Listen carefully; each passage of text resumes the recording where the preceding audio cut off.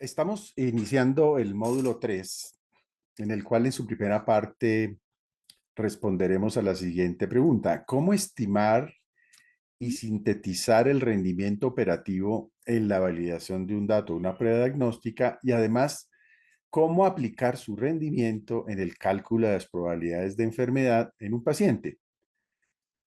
En la pasado módulo explicamos cómo ensamblar un estudio observacional para validar una prueba diagnóstica con los sesgos o los elementos que lo hacen metodológicamente válido. Y ahora vamos a asumir que acabamos de terminar ese estudio y ya tenemos unos datos que vamos a analizar y luego utilizar en su aplicación en la resolución del cálculo de una probabilidad diagnóstica. Muy bien.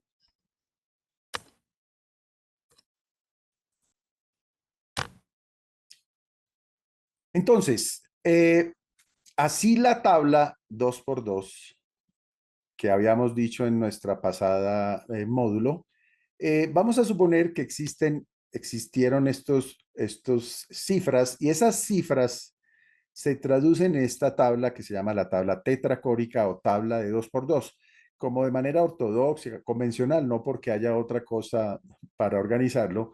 Sobre las verticales se ubica los resultados del gol estándar, el lado izquierdo la presencia de la condición, la verdadera condición, del lado derecho la ausencia de la condición, en la fila superior la positividad de la prueba bajo estudio, y en la fila inferior la resultado negativo. Entonces tenemos una primera casilla, que es esta casilla inferior derecho marginal, que llamamos estas casillas que están por fuera de las cuatro casillas centrales, se llaman casillas marginales. Y al interior hay cuatro celdas. Cuando los datos son dicotómicos, entonces llamamos a esta tabla 2 por 2, y la tabla se llama tetracórica porque tiene cuatro elementos a su interior. Si tuviera de 3 por 3 sería de 9 celdas a su interior, etcétera, etcétera. O de 2 por 3 o de 3 por 2, lo que fuera, la opción que fuera. Usualmente el patrón de oro tiene la capacidad de discriminar quién está enfermo y quién no, o quién tiene la condición o no, por lo tanto el gol estándar siempre es dicotómico. En ocasiones la prueba diagnóstica, como dijimos en nuestro pasado módulo, puede ser continua o puede tener varias categorías: leve, moderado, grave, 1, 2, 3, 4, etcétera. Bueno, vamos a concentrarlos en asumiendo que la prueba de estudio tiene un resultado dicotómico. Entonces, en las marginales de las verticales están a la izquierda los pacientes con la condición bajo estudio, y aquí los pacientes sin la condición bajo estudio. Y en las filas, en las marginales, los pacientes que tienen las pruebas positivas y los pacientes con pruebas negativas.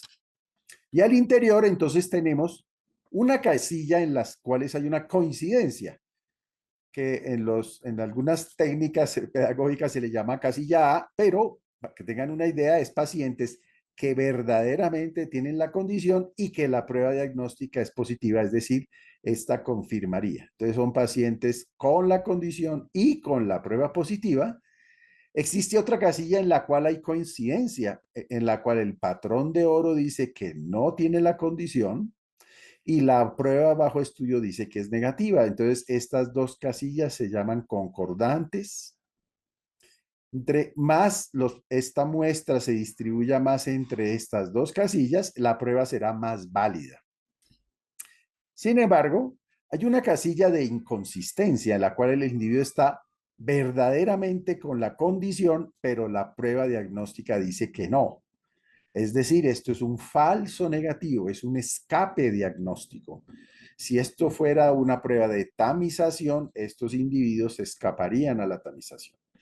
Y hay otra celda inconsistente, que es esta, es aquella en la cual el individuo no tiene la condición bajo estudio, pero la prueba diagnóstica dice que sí. Es decir, esto es un exceso diagnóstico, es una imputación falsa de una condición y es un falso positivo. Entonces vamos a suponer que hay estos números allí, estos números derivados del estudio que acabamos de ensamblar con una muestra consecutiva de un adecuado espectro en un buen tamaño, a todos los pacientes se les hizo una prueba diagnóstica primero, a todos se los hizo de la misma manera, se fijó tal umbral, luego pasaron al mismo gol estándar, a todos se les hizo el mismo gol estándar, ambos estaban independientes y enmascarados, todos los individuos están acá, no se eliminó ninguno y no hubo ninguna pausa entre uno y otro. Ahí están los 11 criterios de validez de un estudio de pruebas diagnósticas. Finalmente terminamos en este tamaño, en esta muestra, 627, que además fue calculada. Y fue calculada en función de la prevalencia que se estimó de la condición y además en función de que se creía que esto iba a ser más específico que sensible o más sensible que específico. De acuerdo a eso hay unas funciones y unos cálculos para llegar a ese número mágico de tamaño de muestra, que no debe ser en ningún momento una camisa de fuerza, pero que debe decir es que ese número va a ser suficiente para tener unos estimadores robustos. Entonces, si nosotros tomamos esta casilla, que son los verdaderos enfermos, estos individuos son los que de los 627, 125 están verdaderamente enfermos y los dividimos dentro de la muestra, esto da 0,20, por 100 da 20%. Ese 20% es la prevalencia de la condición bajo estudio en el estudio. Los pacientes de este estudio tuvieron una prevalencia del 20%. Ahí viene el primer elemento que es clave tener en cuenta. Es que es posible que en mi sitio de trabajo los pacientes, la prevalencia de esa condición sea menor, 5, 2 o 1% o mayor, 30 o 40%. Entonces yo no podría tomar exactamente los mismos datos que arroja esta tabla en sus valores mal llamados valores predictivos, ya vamos a hablar de eso, sino que uno debería hacer ajuste de esta tabla al individuo con su probabilidad basal determinada. Entonces, este estudio arrojó una prevalencia del 20%, pero también tenemos los individuos que tuvieron la prueba positiva sobre el total de la muestra y es 23%. Es decir, esta es la prevalencia o positividad de la prueba. Como ven ustedes, ya empieza a aparecer una inconsistencia porque verdaderamente hay un 20% de prevalencia a la luz del gol estándar, pero hay más enfermedad, 23%, si hay 3% más de excesos por la prueba. Por otro lado, tenemos 111 individuos que que tienen la prueba positiva de los totales que están enfermos. Es decir, una proporción de 111 a 125, también es llamada proporción de verdaderos positivos, mal llamada tasa de verdaderos positivos. Digo mal llamada porque el tiempo no intervino en esta estimación. El registro del tiempo para el desenlace no es una tasa, densidad, incidencia, etcétera. Entonces, esta proporción de verdaderos positivos es 89%. La probabilidad de tener una prueba positiva, dado que se tiene la condición, es decir, la casilla de aciertos superior izquierda dividido entre el total de enfermos, y tenemos otros que son los individuos que estando enfermos tienen la prueba negativa, o sea, es la probabilidad de tener una prueba negativa dado que se está enfermo y que naturalmente deberá ser el complemento de esto para 100, 89 más 11 da 100 y entonces es la proporción, la probabilidad de tener una prueba negativa dado que se tiene la condición. Y así sucesivamente tenemos 30 individuos en la casilla de inconsistente, no tienen la condición, pero la prueba es positiva, es decir, ¿cuál es la probabilidad de tener una prueba positiva dado que no se está enfermo o no se tiene la condición? Y finalmente tenemos este 472 dividido 502, es decir, estos aciertos, individuos que no tienen la condición y la prueba, dado que no se tiene la condición, tener la prueba negativa, que es el complemento de este 6. Entonces, si ustedes ven, hacia acá se suman las probabilidades 89%, 11%, 6%, perdón, sí, 11%, 6% y 94%. Entonces ahí tenemos en esas casillas las traducciones. Entonces, este 20% es la probabilidad preprueba del estudio o prevalencia de la condición en el estudio. Este 89% que es la probabilidad de tener la prueba positiva dado que se está enfermo, es la famosa sensibilidad. Estos individuos, 14 dividido 125, es la proporción de falsos negativos, o sea, el complemento de la sensibilidad son los falsos negativos, o insensibilidad entre comillas. El 6% son individuos con la proporción de falsos positivos de la muestra o inespecificidad. Y aquí está uno de los grandes errores semánticos que ha impedido realmente que las pruebas diagnósticas pasen de nivel. Y es que se le a alguien, un estadístico en 1952, le dio a esta proporción y la probabilidad de tener una prueba negativa, dado que no se tiene la condición, le colocó el nombre de especificidad. Tiene nada que ver. Pero bueno, eso es uno de los grandes elementos. Entonces, en uno de los concursos que nosotros hacemos con los estudiantes, es decir, ¿cómo debería llamarse si esta 111, que es la capacidad que tiene una prueba, la sensibilidad de la capacidad que tiene una prueba para detectar los enfermos, ¿cómo se debería llamar la capacidad que tiene una prueba para detectar los no enfermos? No puede llamarse especificidad, no puede llamarse. ¿Por qué? No puede.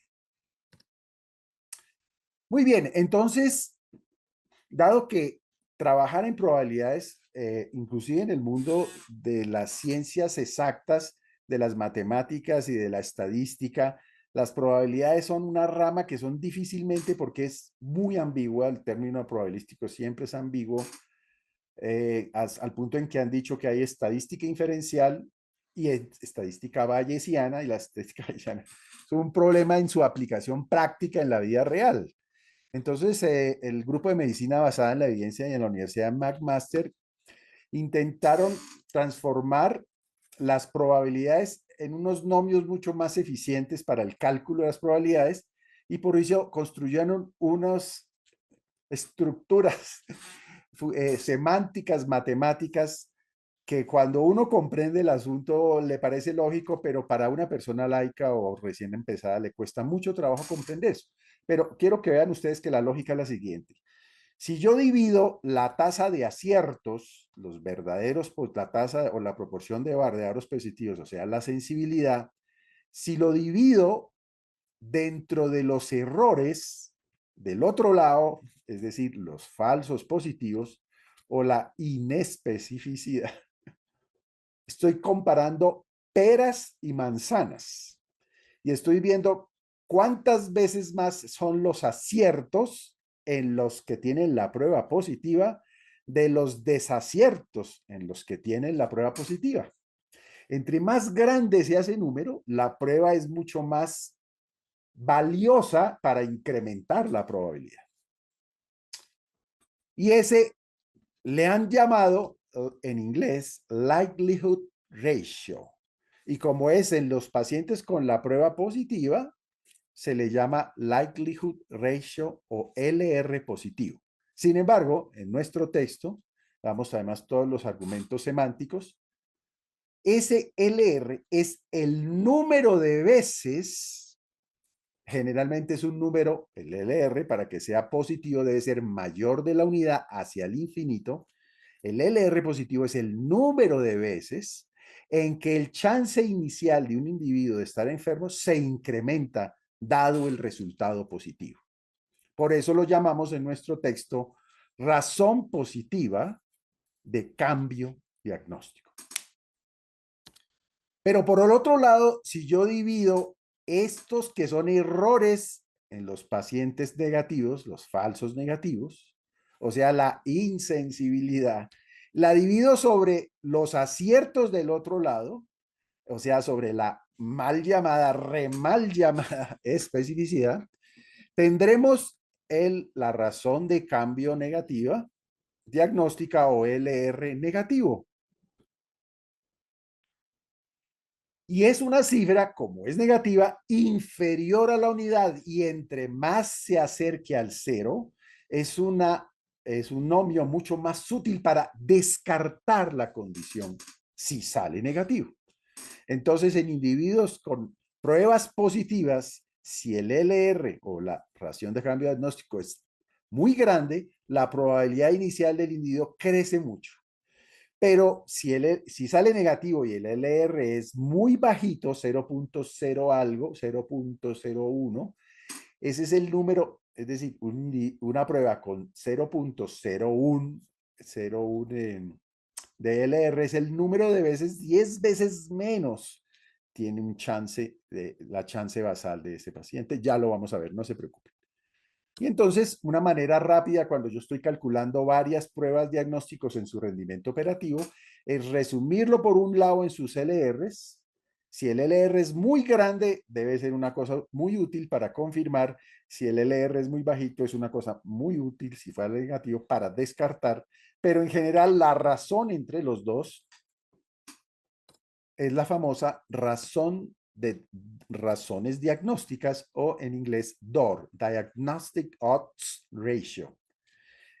Como un LR positivo más o menos bueno es aquel que se acerca a 10 o lo supera, y un LR negativo más o menos bueno, genéricamente hablando, es el que se acerca a 0,1 o menos.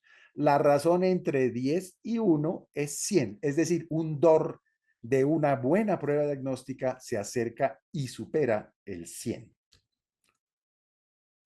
Ahora, transformando estos números, 89% de sensibilidad dividido 6% de inespecificidad da un LR de 15. Es un muy buen LR. Ese es el número, más o menos, eso da 14 algo.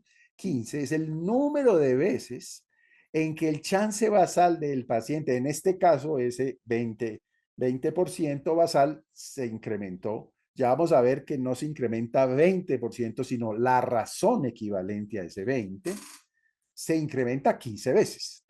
Si la prueba resulta positiva y si resultara negativa, aquí estoy calculando el 11% de insensibilidad sobre el 94% de especificidad y da 0.12 y más o menos se acerca a 0.1, sin embargo, es superlativo para confirmar que para descartar.